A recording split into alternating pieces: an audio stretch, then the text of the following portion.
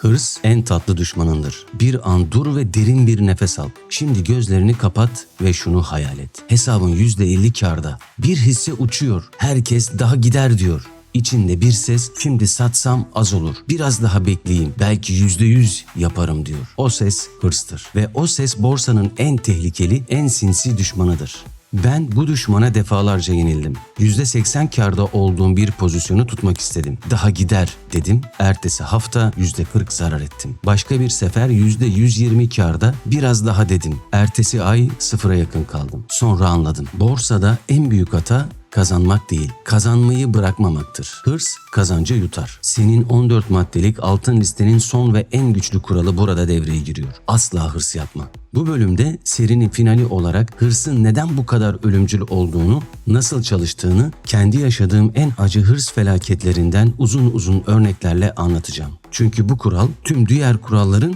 taçlandıranıdır. Hazırsan son büyük dersi alalım ve bu yolculuğu taçlandıralım. Hırs nedir? Neden bu kadar tehlikelidir? Hırs basitçe şu cümleyle başlar. Yeterli değil. Daha fazla istiyorum. Borsada hırs şu şekilde ortaya çıkar. %50 kâr ettim ama %100 yapabilirim. Zarardayım, hemen telafi edeyim. İntikam hırsı. Bu hisse efsane olacak. Bütün paramı koyayım. Herkes kazanıyor. Neden ben daha az kazanıyorum? Hırsın en büyük tehlikesi mantığı ve sistemi devre dışı bırakır. Senin kuralların vardır. %1 risk, 1'e 2 risk ödül, ilk dirençte sat. Ama hırs geldiğinde hepsini unutursun. Bu sefer farklı dersin ve o bu sefer genellikle son sefer olur. Benim en derin hırs yaralarım şunlar oldu. İlk büyük hırs, %80 kar felaketi. Bir teknoloji hissesine girdim, hisse %80 kâra geçti. İç ses daha gider, %150 yapar. Sistemim ilk dirençte sat diyordu. Ama hırs kazandı. Bekledim, sonra haber geldi. Şirket kötü bilanço açıkladı. Hisse %45 düştü. Kârım %35'e indi. Panikle sattım. Hırs %80'lik kazancı elimden aldı. İkinci hırs intikam hırsı. Bir kripto coin'de %40 zarar ettim. İç ses bunu telafi etmeliyim. Hemen başka bir şey alayım. Daha büyük bir pozisyon girdim aynı coin'e. Coin %60 daha düştü. Toplam zarar %75'e çıktı. İntikam hırsı küçük bir yarayı ölümcül hale getirdi. Üçüncü hırs herkes kazanıyor hırsı.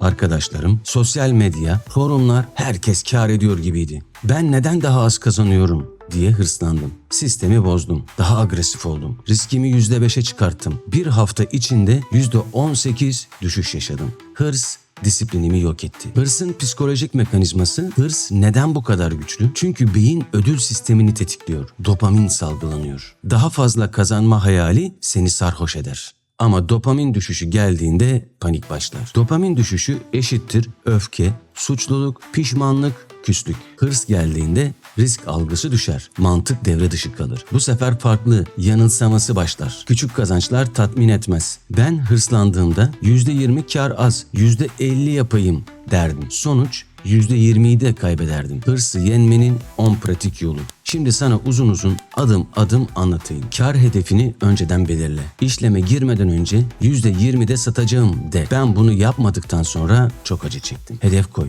Ona sadık kal. Yeterli kavramını öğren. %30 kar yeterli ise yeterlidir. Daha fazlasını istemek hırstır. Ben yeterliyi kabul ettikten sonra stresim %70 azaldı. Hırs geldiğinde dur ve sor. İç ses daha bekle dediğinde şu soruları sor. Sistemim ne diyor? Risk ödül hala geçerli mi? Bu karar duygusal mı? Cevap evet ise çık. Küçük kazançları kutla. %15 kar ettiğinde kendine aferin de. Ben küçük kazançları kutlamaya başlayınca hırs azaldı. Günlük kar limiti koy.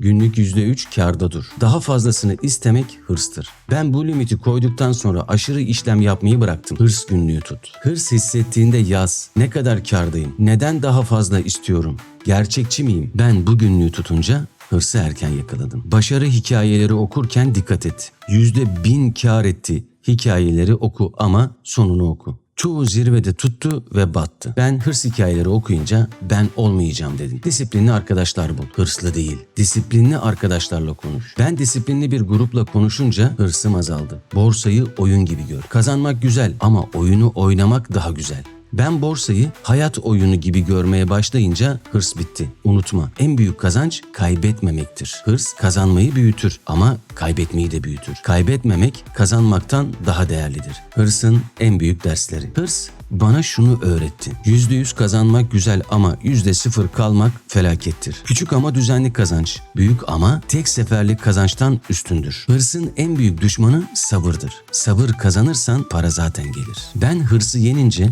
stresim sıfırlandı. Uyku düzenim düzeldi. Hayatım dengelendi. Kazançlarım düzenli ve sürdürülebilir oldu. Sonuç, hırsı yen, hayatı kazan. Asla hırs yapma dostum. Hırs kısa vadede heyecan verir. Uzun vadede her şeyi yok eder. Küçük kazançlarla yetin. Sabırlı ol, sistemine sadık kal. Bu serinin 14. ve son maddesiydi. Tüm bu 14 kuralı uygularsan hayatında şu değişimler olur. Teknik analiz bilirsin. Grafiklerin dilini konuşursun. Para yönetimini öğrenirsin. Sermayen kale gibi korunur. İyi bir sistem olur. Kararların artık duygularına değil, kurallarına bağlı olur. Psikolojin her zaman yüksek kalır. Stres azalır, huzur gelir. Pes etmezsen her düşüşten daha güçlü kalkarsın. Tüyo almazsın, bağımsız ve özgüvenli olursun. Hırs yapmazsın, küçük ama düzenli kazançlarla yetinmeyi bilirsin. Ve en önemlisi borsada değil, hayatta kazanırsın. Daha sakin bir zihin, daha güçlü bir karakter, daha dengeli bir hayat. Para zaten gelir ama asıl servet ruhundadır. Bu kurallar seni sadece zengin yapmaz, daha iyi bir insan yapar. Sabırlı, disiplinli, özgüvenli, dirençli. Bu seriyi seninle birlikte bitirmek benim için gerçekten büyük bir mutluluktu. Başından sonuna kadar yanımda oldun. Yorumlarınla, sorularınla, enerjinle bu seriyi beraber büyüttük. Her bir kuralı beraber öğrendik. Beraber hatalardan ders çıkarttık. Beraber kalktık. Bana bu yolculuğu yaşattığın için içten teşekkür ederim. Videoyu beğendiysen like atmayı unutma. Abone ol ve bildirimleri aç ki yeni serilerde yine birlikte olalım. Yorumlarda lütfen şunu yaz. Bu 14 kuraldan en çok hangisini uygulayacaksın? Hangi kural seni en çok etkiledi? Hangi kuralı ilk olarak hayata geçireceksin? Yorumlarını okumak bu serinin en güzel hediyesi olacak. Birlikte kazanmaya, birlikte büyümeye, birlikte güçlü kalmaya devam edelim. Seninle geçirdiğim bu zaman için teşekkürler. Yolun açık, kalbin ferah, cebin dolu olsun. Hoşça kal.